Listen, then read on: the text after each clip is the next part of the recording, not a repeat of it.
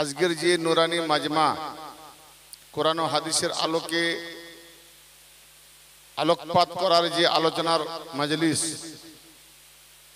এই মজলিসে আমরা মজলিসের আয়োজন করেছি কিসের জন্য? পয়সাগুলো থাকলে তো ভবিষ্যতে কাজে লাগবে। একটা মজলিস গেলে যেমন তেমন করে ছোটখাটো হলেও 30-45 হাজার টাকার নিচে হয় না।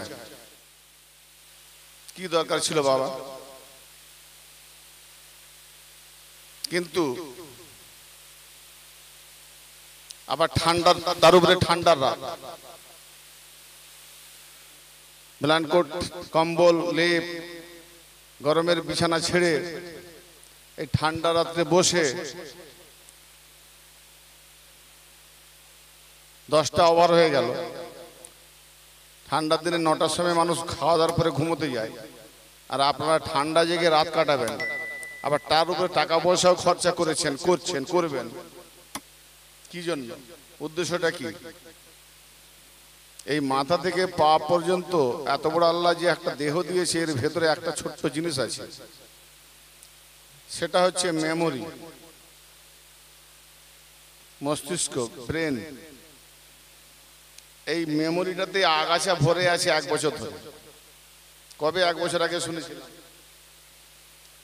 সেই 1 বছর ধরে যেগুলো শুনেছিলাম সেগুলো আস্তে আস্তে বিলুপ্ত হয়ে আগাছায় ভরে গেছে।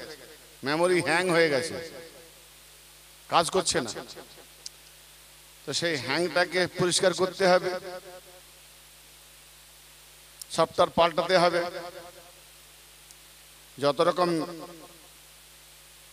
কি বলে ভাইরাস ঢুকে গেছে, সবকে পরিষ্কার করে পুরনোগুলোকে ডিলিট করতে হবে। করার পরে নতুন করে আজকে আবার মেমোরিটাকে আলোকিত করব। একটা মোবাইলের দাম যে যেমন ব্যক্তি,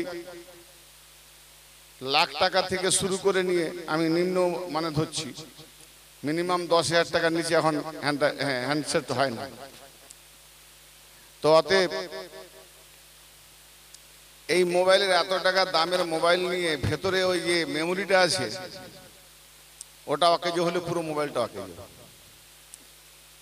তো সেই জন্য আমাদেরকে পুরো মোবাইলটা চালাবার জন্য, পুরো মোবাইলটাকে কাজে লাগাবার জন্য তার আগাছা, ভাইরাস সবকিছু পরিষ্কার করতে হবে। তো আজকে দুনিয়াবি ক্ষেত্রে আমরা যে টাকা পয়সার উপরে মায়া মহব্বত করি, একটা মানুষ সারাদিন রোজগার করে 500-5,000 টাকা পর্যন্ত ইনকাম করে, কেউ 2,000, 5,000, 10,000, কিন্তু আবার এই রাস্তায় এই নুরানি মজলিসে খরচা করতেও দ্বিধা করে না। 20 দিনের ইনকামকে 1 দিনে খরচা করে দিল। ফায়দা কি এতে? লাভ কি আছে? ক্ষতি হলো না লাভ হলো? আমি আসল জিনিস দেওয়ার জন্য এসেছি। কি আসল জিনিস? না, আল্লাহ পাক আমাকে আহলে বায়াতে রাসূল এবং আহলে বায়াতের মাননেওয়ালা যত ওলিয়ে কেরাম, তাদের আমাকে উকিল বানিয়েছেন আল্লাহ পাক, গোলাম বানিয়েছেন, খাদেম বানিয়েছেন। বাস তাদের হয়ে মুভ করব। একটা হচ্ছে বাতিলের রাস্তা, একটা হচ্ছে হকের রাস্তা, একটা মিথ্যার রাস্তা, একটা সত্যের রাস্তা। হক আর বাতিলের পার্থক্যকরণে কোরআন ও হাদিসের আলোকে মুভ করে দেখিয়ে দিয়ে যাওয়ার চেষ্টা করব, কোনটা ঠিক আর কোনটা বেঠিক। সবাই আমরা বলি ইহদিনা সিরাতাল মুস্তাকিম, কিন্তু ইহদিনা সিরাতাল মুস্তাকিম বলনেওয়ালাদের মধ্যে 73 দলের 72টা জাহান্নামী হবে। অতএব কোনটা জান্নাতি হবে, কোনটা জাহান্নামী হবে, এবং জান্নাতে যাওয়ার জন্য কতটা পাক হলে, কারণ জান্নাত তো নাপাক জায়গা নয়, জান্নাত পাক জায়গা। অতএব জান্নাতে যাওয়ার জন্য আমি কতটা পাক হতে পেরেছি, এই পাক করার জন্য এই মজলিসের দরকার আছে। নিজেকে পাক পবিত্র করার জন্য আজকের মজলিসের দরকার আছে, ঠিক না বেঠিক? কি রকম পাক করব? আমি পাক করার জন্য আমাদের এখানে তো সজল ধরা আছে, শ্যালো আছে, মিনি ডিপটিউল আছে, সাবমার্সিবল আছে, সবকিছু পানির ব্যবস্থা আছে। আবার আপনি কিভাবে পাক করবেন? আমি বাবু দেহ পাক করতে আসি না, আপনার লেবাস পোশাক পাক করতে আসি না।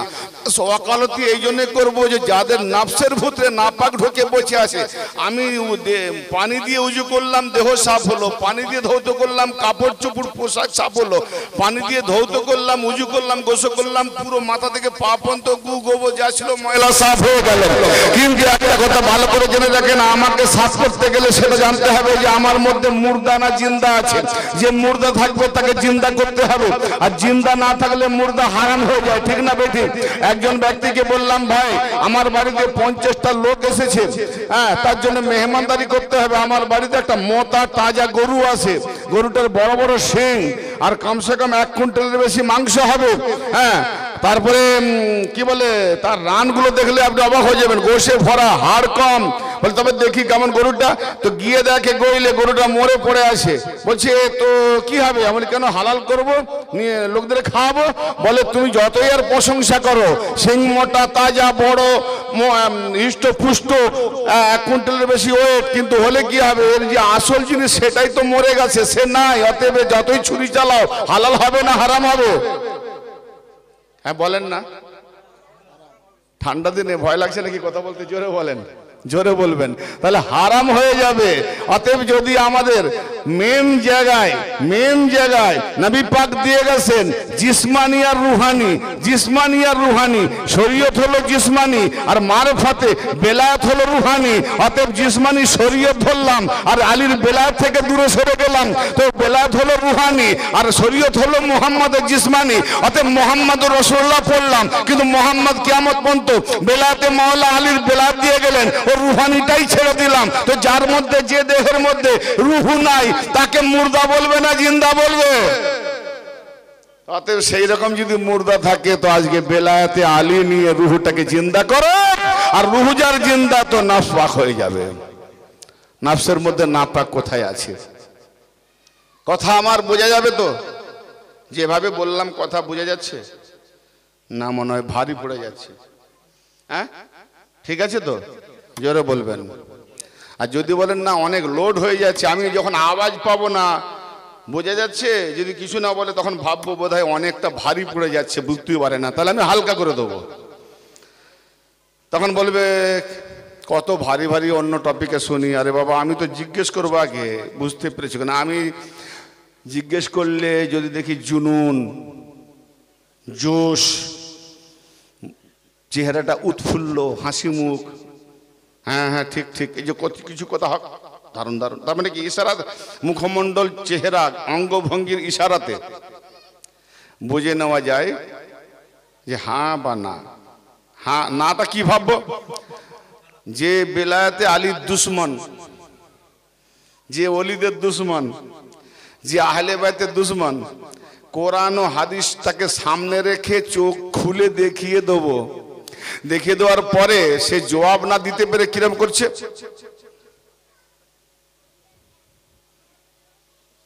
জবাব দিতে পারে না, নাও বলতে পারে না। এটা কে করেছিল? আদমকে সাজদা করো। শয়তান প্রথমে বলেছিল, মানা যাবে না। তার মানে আবা, একে বলা হয় কোরআনের ভাষায় আবা, ওই ইশারা করছে, মানতে পারে না। তো এটা হলো তার মধ্যে না, যে আমি নিতে পারছি না বা আমি মানবো না। এর রুহ নাপাক আছে, এর নাফস নাপাক আছে, মুর্দা। আর যারা দেখবে যে না ভুল পথে ছিলাম, জানতাম না, কিন্তু আজকে কোরআন ও হাদিসের আলোকে আমার চোখ খুলে দিয়েছে। অতএব চোখ যখন খুলে দিয়েছে, ছানি পড়া চোখ ছিল, আলো থাকতেও অন্ধকার দেখেছিলাম, চোখটা যখন খুলে গেছে, ছানি কেটে গেছে, তো যেখানে টিমটিমের ফুটুডুমের আলো পাবো সেই জায়গায় যাবে, ঠিক না বেঠিক? সে জিন্দা হয়ে যাবে। তো ইনশাআল্লাহ আসুন, সবাইকে আমি আমার নিজের তরফ থেকে আমন্ত্রণ জানাচ্ছি।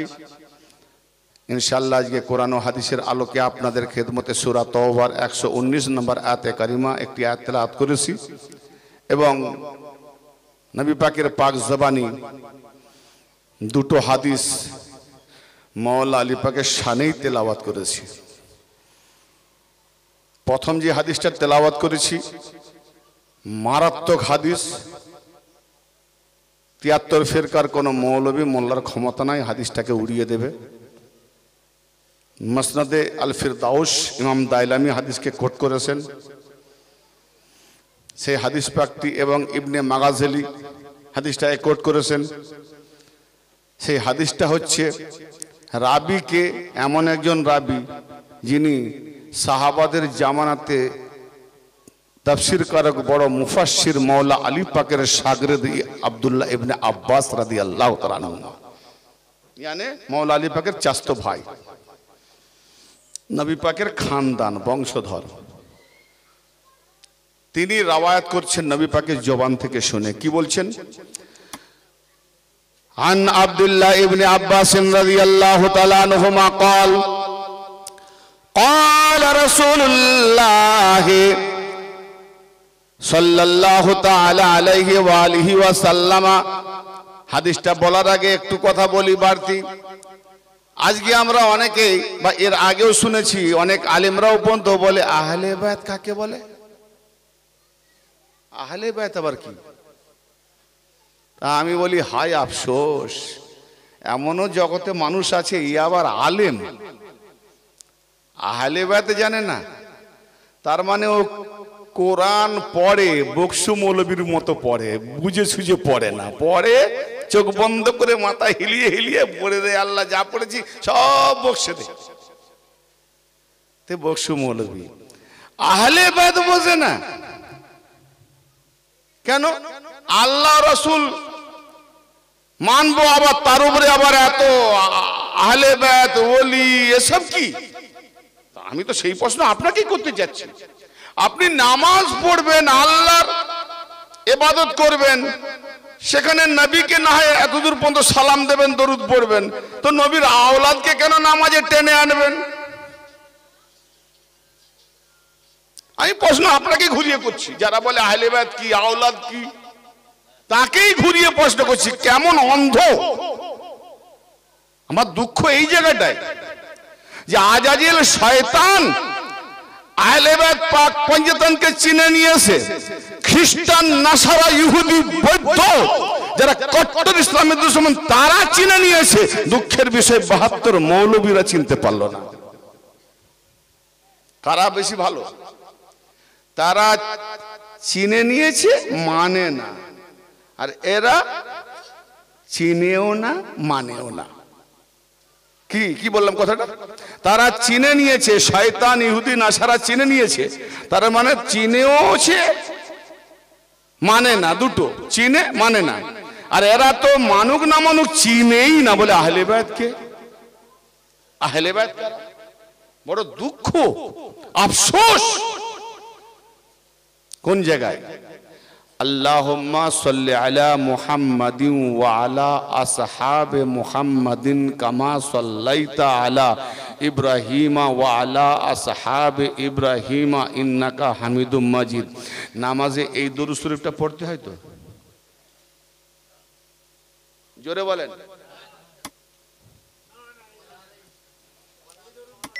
ভয় পাবেন না প্রশ্ন করতে, আগে বলেছি যদি ভুল বলি আপনারা ভুল ধরবেন না আমার। হ্যাঁ, তো বলেন যে না এটা ভুল হচ্ছে, কেন আমি জেনে বুঝে একটু ভুল করব, দেখবো কজন আমার ভুল ধরার সাহস রাখে, এটা খুব খুশি হব। কারণ আজকে কি জানেন, কথায় ভয় দেখিছে। এই তুই কিছু জানিস? ও বড় মুফতি, ও বড় হুজুর, কোনো সওয়াল করা যায়, প্রশ্ন করা যায় না, যা বলে মেনে নে। আমি সেই হুজুর নয় বাপ, ওই হুজুর যা বলবে মেনে নেবো না, হুজুরের কথাটা কোরআন হাদিস দিয়ে মেলাবো তবে মানবো, ঠিক না বেঠিক? আমরা ওলি ধরি আলী পাওয়ার জন্য, আর ওলি যদি আলীকে জানে না, অমন ওলির দরকার নাই। কি বললাম? ওলি ধরেছি আলীকে পাওয়ার জন্য। যে ওলি আলী জানে না, আলী বোঝে না, সে আলীকে নিচে রাখে 4 নম্বরে, অমন ওলির আমার দরকার নাই। কি কথা বুঝে যাচ্ছে? তাহলে আমি দরুদ শরীফটা ভুল বলেছি। আচ্ছা দেখি আরেকবার রিপ্লে করি। আল্লাহুম্মা, আমি এই দরুদটা কি বললাম? যে আল্লাহ দরুদ পৌঁছাও, সালাত পৌঁছাও নবীর উপরে এবং তার সাহাবাদের উপরে, যেভাবে তুমি ইব্রাহিমের উপরে পৌঁছেছিলে এবং তার সাহাবাদের উপরে পৌঁছেছিলে, তুমি বড় মাজিদওয়ালা গৌরম্বিত, তাহলে ভুল হয়েছে, এটা নয়। তাহলে এটা কি ঠিক হবে? শুনেন তবে, আল্লাহুম্মা সাল্লি আলা মুহাম্মাদিন ওয়া আলা আলি মুহাম্মাদিন কামা সাল্লাইতা আলা ইব্রাহিম ওয়া আলা আলি ইব্রাহিম ইন্নাকা হামিদুম মাজিদ। এটা ভুল নাকি? এটা ঠিক। বাহ, সুবহানাল্লাহ। তা এখন তাহলে এটার মানে হচ্ছে যে আল্লাহ আমি সালাত পৌঁছালাম, সালাত পাঠ করছি, চুপ করো, সালাত পাঠ করছি, আল্লাহ তোমার নবীর উপরে আমার সালাত পৌঁছে দাও, দরুদ পৌঁছে দাও, কি মুহাম্মাদের উপরে এবং মুহাম্মাদের আওলাদদের উপরে। জোরে বলেন। হ্যাঁ, এখন প্রশ্ন হচ্ছে তুমি বলছো আহলে বাইত আবার কি, পাঞ্জাতেন আবার কি, লা ইলাহা ইল্লাল্লাহ মুহাম্মাদুর রাসূলুল্লাহ, আল্লাহ রাসূল জেনে যাব, অত ওলি আওলাদ আহলে বাইত এরা আবার কি? তো যদি তাই হয় কি, তো তুমি কেন আলা আলে মুহাম্মদ পড়বে? নামাজে বলো আল্লাহুম্মা সাল্লি আলা মুহাম্মদ ও আলে মুহাম্মদ বলতে হবে না? তুমি যখন বলছি জানোই না যখন, তো পড়ছো কেন? তার মানে সত্যি কথা বলতে এরা মানে মতলব জানে না, জানার চেষ্টাও করে না, না জেনে পড়ছে। তাহলে শয়তান থেকে কত বড় এরা বড় শয়তান। হ্যাঁ, ও আলা আলে মুহাম্মদও পড়বে, আবার বলবে আহলে বাইত কি। এই কথা বুঝে আসছে? ও আলা আলে মানে নবীর আওলাদদের নাম দিচ্ছে, যে নবীর আওলাদ আবার কে?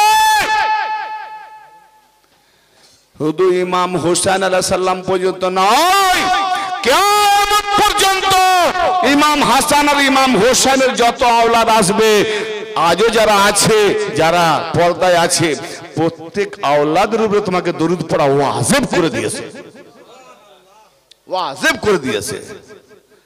তাহলে নবীর উপরে দরুদ পড়লে আর আওলাদের রাসূলদের উপরে দরুদ না পড়লে নামাজ হবে কিনা আগে ফতোয়া দাও। তাহলে যাদের উপরে, যে আওলাদের রাসূলদের উপরে দরুদ না পড়লে তোমার নামাজ হবে না, তুমি বলছো আহলে বাইত জানি না, ওটা সাংঘাতিক না? তো যারা এই ধরনের ব্যবহার করে, এখন প্রশ্ন হচ্ছে সবাই তো ইবাদত করে কিসের জন্য বাপ? বিশেষ করে কিসের জন্য? যত আলেম মাওলানা মৌলভী ওয়াজিন আছে সবাই ওয়াজ করে নসিহত দান করে, কি জন্য? কোন দিকে ডাকে? জান্নাতে। হ্যাঁ, কেউ বলে যে নামাজ, আল্লাহকে দেখবি যদি তো নামাজ পড়, আল্লাহকে ধরবি যদি তো নামাজ পড়, আল্লাহর দিকে যাবি যদি তো নামাজ পড়। এ কথা কজন বলে? শুধু আলিওয়ালা বলে। কেন? আলিওয়ালারা জান্নাতটাকে পায়ের তলায় রাখে। হ্যাঁ, কি বললাম? হ্যাঁ, আরে তোমার জান্নাত যদি তোমার মায়ের, তোমার জান্নাত। মুনিব সাহেব ভাই, তুমি হাদিস পড়ো নাই? সন্তানের জান্নাত মায়ের পায়ের তলায়। হ্যাঁ না বলেন না? তো মায়ের পায়ের তলায়। আর যে মা তোমাকে লালন পালন করে বড় করে মানুষ করে এমন সিলসিলায় লালিত করেছে, তুমি মায়ের কি বলে পালনে, মায়ের শুশ্রূষায়, মায়ের যে হালালি পন্থায় পালন করার জন্য তুমি আলীকে চিনেছো। অতএব আলীকে চিনার জন্য মায়ের কদমে গিয়ে চুম্বন খাও, আর মাকে বলো মা তুমি আমাকে এমন লালন পালন করেছো যে তোমার লালন পালনটা হালালি ছিল, আর সেই লালন পালন হালালি ছিল বলে আমি আজ আলীকে চিনতে পেরেছি, তার জন্য তোমার কদমে চুমা। মওলা আলী পাকের শান আমার নবী বলছেন যে আলীকে যদি কেউ চিনতে পারে তো কমসে কম অন্তত তার মায়ের কদমে গিয়ে সে চুমা দিয়ে শুকরিয়া আদায় করুক, তার মা তাকে লালন পালন সঠিকভাবে করেছে, তাই সে আলীওয়ালা হয়েছে। হ্যাঁ, কি সাংঘাতিক কথা। তো বাবা আমার, আলীওয়ালা সবাই যদি হয়ে যেত, জাহান্নামের দরকার ছিল না, জাহান্নাম বানাতো না। আমি সেই হাদিসটা বলতে গিয়ে বললাম না যে মাঝখানে একটু বলবো। কেউ বলেনি আল্লাহকে ধরবি নামাজ পড়, আল্লাহকে দেখবি নামাজ পড়, কারণ সে তো নিজেও আল্লাহকে জানেনি, শুধু আল্লাহ আল্লাহ মুখে বলে। আল্লাহকে জানবি নামাজ পড়। সবাই বলে জান্নাতে যাবি তো নামাজ পড়, ঠিক না বেঠিক? তার মানে নামাজ জান্নাতে নিয়ে যাবে। আচ্ছা, নামাজ তোমার জান্নাতে নিয়ে যাবে, জান্নাতের মালিক কে? জান্নাতের মালিক ইমাম হাসান আর হুসাইন। কি জি? আল হাসান ওয়াল হুসাইন সৈয়দ আসবাবে আহলিল জান্নাত ওয়া আবুহুমা খায়রুম মিনহুমা। নবী পাক বলছেন হাসান আর হুসাইন হচ্ছে জান্নাতি নবযুবকদের সরদার। জোরে বলেন। কথাগুলো শুনে যদি ভালো লাগে তাহলে সুবহানাল্লাহ বলবেন, নাকি বলালে বলবেন? দেখেন ভাই, এরকম যদি ভালো ভালো কথা, প্রশংসামূলক কথা শোনার পরে চুপ করে থাকেন, তবে আমার আর একটা কথা মানতে হবে। তাবারুক যখন দেবে, খাবার টাবার যখন দেবে, তখন কিন্তু আমি বলালে যেমন সুবহানাল্লাহ বলবেন, তা আমি বললে খাবেন, নাহলে চুপ করে বসে থাকতে হবে। কি হল, হাসছেন কেন? বলালে সুবহানাল্লাহ বলালে বলবেন, তা আমি না বলার আগে খাবেন কেন? কি এই মজলিসের জন্য তো তাবারুক হচ্ছে, আমি বলবো তাহলে খেতে হবে। আর নাহলে কিন্তু যেখানে ফজিলতপূর্ণ কথা শুনবে আমাকে না বলতে হয়, যেন আপনারাই বলেন নারায়ে তাকবীর। মেদিনীপুরের লোক বলে এত আসতে হলো নাকি? নারায়ে তাকবীর, নারায়ে রিসালাত, নারায়ে রিসালাত, নারায়ে হায়দারি। কটা হাত উঠলো? তিনটে। গতবারে বলে গেছিলাম না যে নামাজ, রোজা, হজ, যাকাত, দিনের উসুল, ফুরিয়ে দিন সবকিছু নবী দিয়েছে, মুখে বলেছে, হাত ওঠায়নি। সবকিছু দিয়ে দেওয়ার পরেও আল্লাহ পাক তার নবীকে বলছে, যদি আপনি আলীর বেলায়েত না পৌঁছে দেন তো তোমার রিসালাত, আমার রিসালাত পৌঁছানোই হলো না। তার মানে নামাজ, রোজা, হজ, যাকাত, আদম থেকে নবী মুস্তাফা পর্যন্ত যা কিছু আমি পাঠিয়েছি, যদি আলীর বেলায়েত না পৌঁছায় সব বেকার, সব বেকার। আরে বাবা, 72 ফিরকার মাথায় চুলকানিওয়ালা, একটু গদিরে খুমের ওয়াকাটা পড়ো, গদিরে খুমের হাদিসটা পড়ো। নবী দিবস মানাচ্ছি, যেখান থেকে দিন পেয়েছি সেটাই তো মানায়নি। গদিরে খুম 18 জিলহজ, হ্যাঁ? কারণ নবী, আরে আল্লাহ দিন বানানে वाला, ভালো করে জেনে রাখো, আল্লাহ দিন বানানে वाला, নবী দিন পৌঁছানে वाला, আর আলী আলীর বেটারা দিন বাঁচানে वाला। হ্যাঁ, তো দিন যাদের আল্লাহ তো বানিয়েছে, নবী তো পৌঁছিয়েছে, কারবালাতে মেরেই দিত, দিন শেষ হয়ে যেত, ঠিক না বেঠিক? আর সেই কারবালাকে নিয়ে বলে মুহররম আবার কি? আরে বাবা, একটু না বুঝতে পারো, লাজ লজ্জা রেখে জানার চেষ্টা করো। তুমি ভেবে নিও না যে তোমার 14 পিঢ়ি একই ওই ধরনের করে আসছে, কোনোদিন করেনি, ওটাই ঠিক, এটা তোমার ভুল ধারণা। তুমি আগে টিম জ্বালাতে, কেরোসিন খুঁজতে, লাইটার ছিল না, দেশালাই ঘরে নেই, নম্বু নিয়ে যা পাশের বাড়ি ধরিয়ে আন, জ্বালিয়ে আন, কি গো ঠিক না? এখন সেটা হয় তো সেটা কেন ছাড়লে? যুগ যুগ ধরে ওই কথাটা মুরব্বীরা করে আসছে, ছাড়লে কেন? এখন নতুন আইটেম কেন? সুইচ অন করলে অন্ধকার দূর, আর ম্যাচিস জ্বালাতে হয় না, কেরোসিন দিতে হয় না, বাতি পোড়াতে হয় না। হ্যাঁ, ছোটবেলায় তোমাকে ন্যাংটি পরিয়েছে, পড়াতে পড়াতে পড়াতে পড়াতে 8-9 বছর বয়সে তোমার বাপ চলে গেছে, আর ন্যাংটি কিনে দেওয়ার লোক নাই। তুমি ইদিক উদিক গড়াগড়ি খেয়ে খেয়ে কোন রকম বড় হলে, ন্যাংটি পরবে না পা ঢাকা পর্যন্ত প্যান্ট শার্ট লুঙ্গি পরবে? কেন? পুরনো যুগের বাপ যেটা দেখি গিয়ে সেটা করো না, ন্যাংটি পরে করো। তোমারটা পরিবর্তন হবে। হ্যাঁ, কোথায় 500 জায়গায় 5000 টাকা ইনকাম, সেই ধান্দা দেখবে। আর কোথায় আমার ইমান তাজা হবে, কোন কারখানাতে কোন ওর দরবারে গেলে আমি ইমান নিয়ে আল্লাহ দরবারে যেতে পারবো, সেটা খুঁজবে না।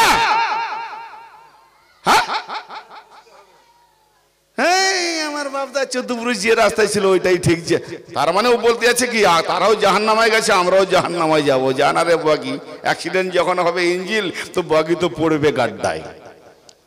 হ্যাঁ, যেমন তোমার ইমাম তেমন তোমার মুক্তাদি, কিছু করার নেই। আমার ইমাম আলী, জেনে রাখো আমার ইমাম আলী, নবী পাক বলছেন হাসান হোসেন হচ্ছে জান্নাতি নওজওয়ানদের সর্দার।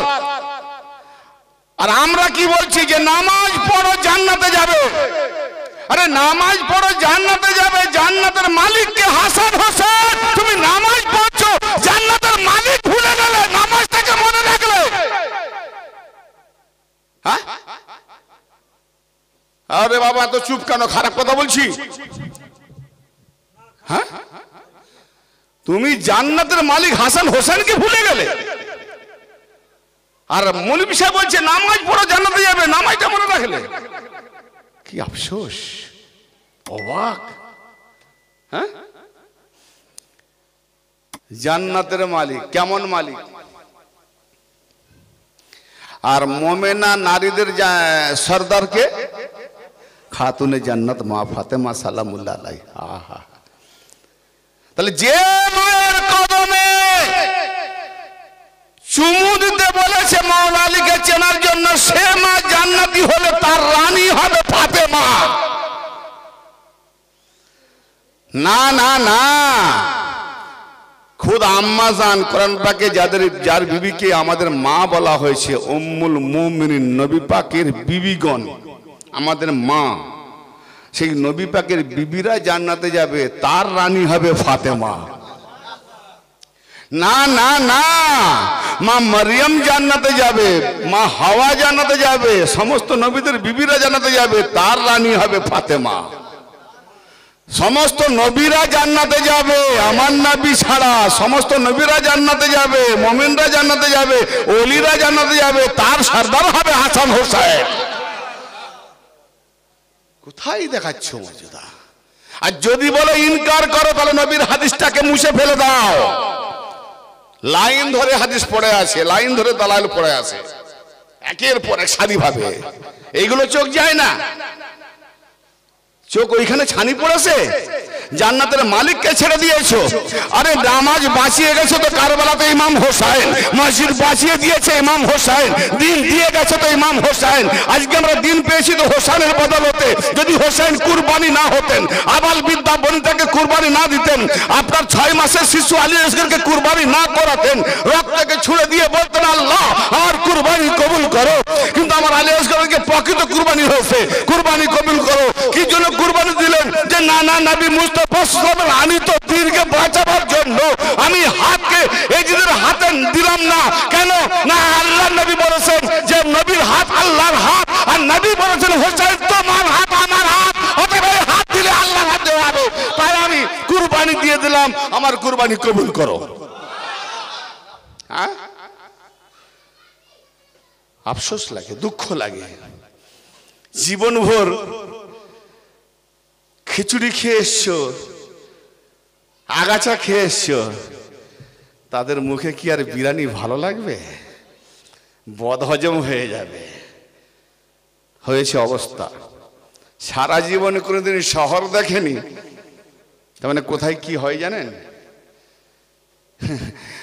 এ একটা পাগল পাড়া 72 ফিরকার সমাজ চলছে।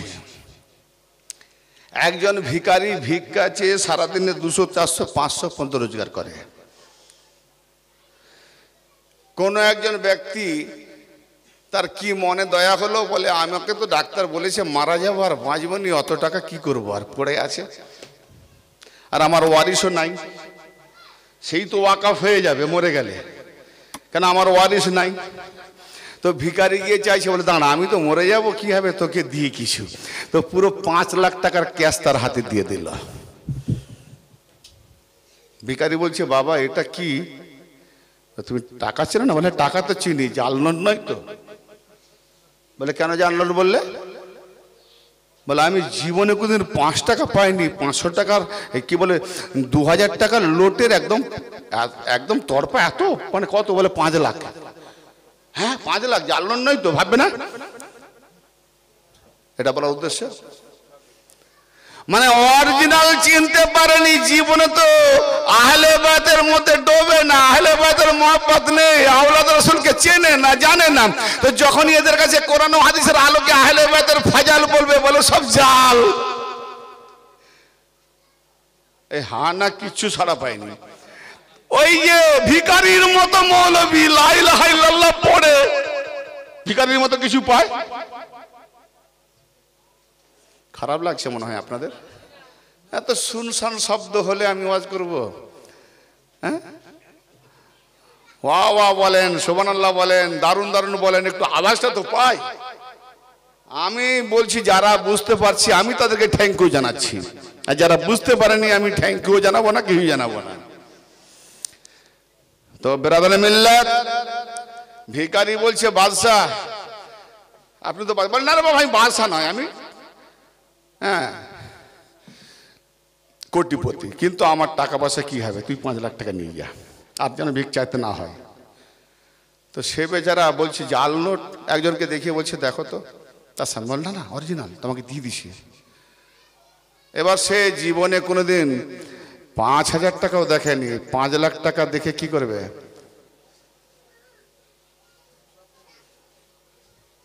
বেহুশ পড়ে গেছে।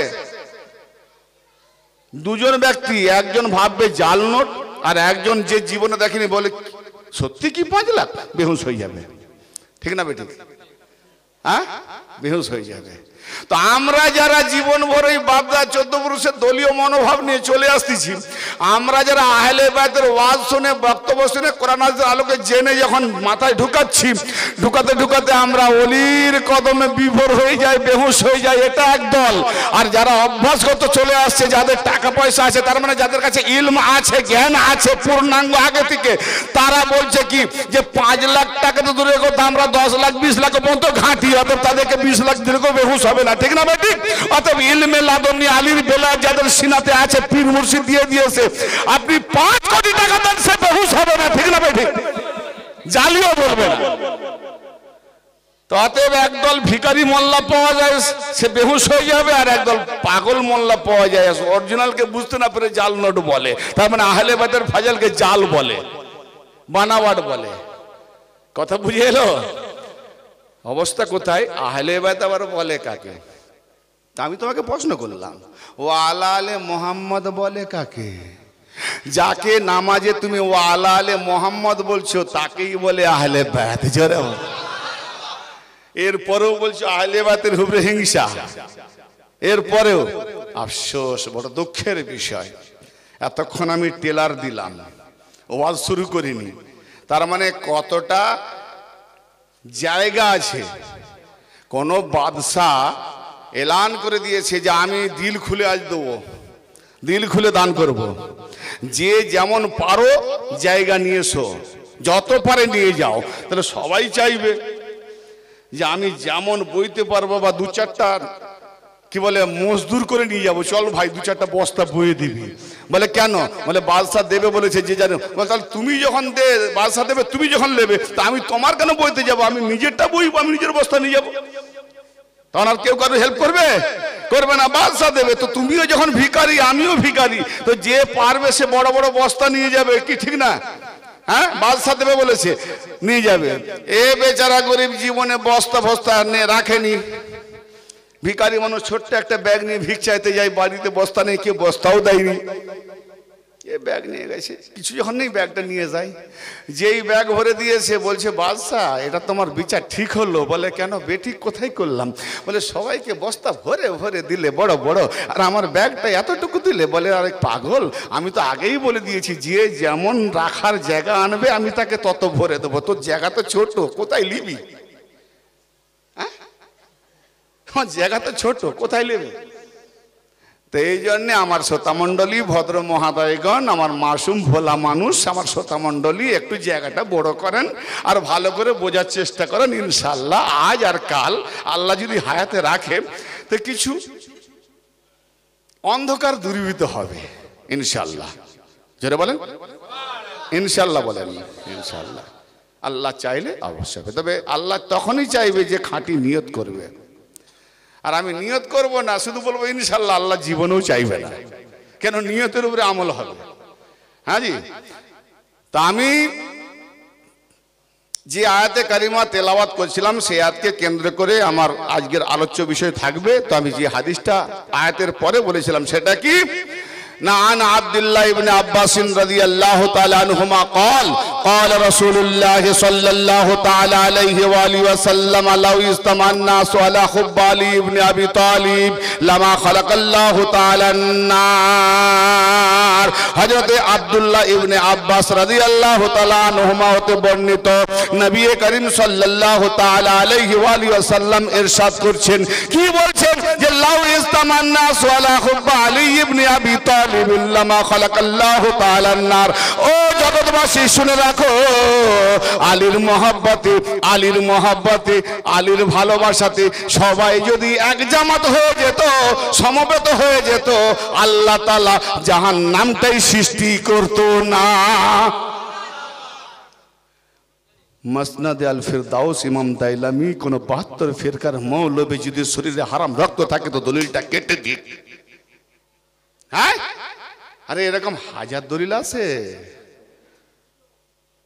কিন্তু তুমি যদি না খোঁজো দোষটা কার বাগানে তুমি আগাছা খুঁজে পেয়েছো কাঁটা বন খুঁজে পেয়েছো ওই বাগানে যে গোলাপ ফুল আছে তুমি খুঁজে পাও না বলে গোলাপ ফুল নিতে পারিনি এর কেন বলে গোলাপ ফুল নিতে গেলে আগে কাঁটা হ্যাঁ বাপরা বলে আমরা আলি আলি করি আমাদের খুব দুঃখ কষ্ট তাই না আপনাদের দুঃখ কষ্ট আমার নয় এই জগতে যে আলি আলি করবে পুরো মহল্লা কি বললাম আরে আপনি কেন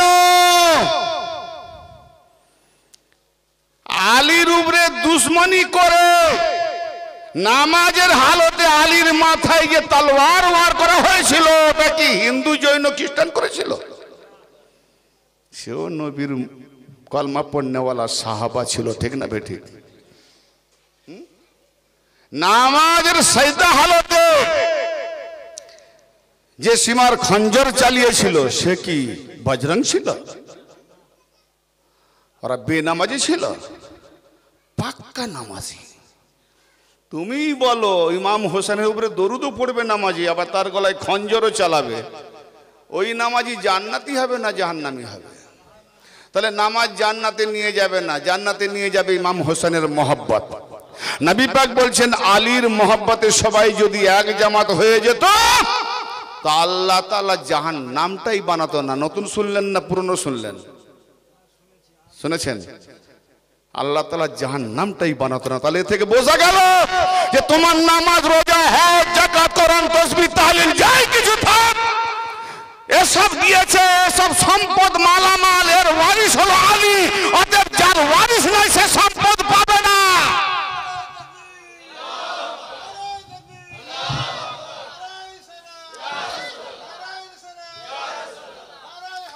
ইয়া আলী আলী আলী ইয়া আলী ইয়া হুসাইন লব্বাইক ইয়া হুসাইন মাওলা হুসাইন হ্যাঁ তাহলে এখানে কি বোঝা গেল নবী পাকের কল মোতাবেক জাহান্নাম তাদের জন্য যারা আলী থেকে দূরে এবার নামাজি আছে না রোজাদার আছে না মৌলবী আছে না মুফতি আছে না পীর আছে না ওলি আছে ওটা দেখার বিষয় নাই তোমার অন্তরে আলী আছে কিনা এটা দেখবে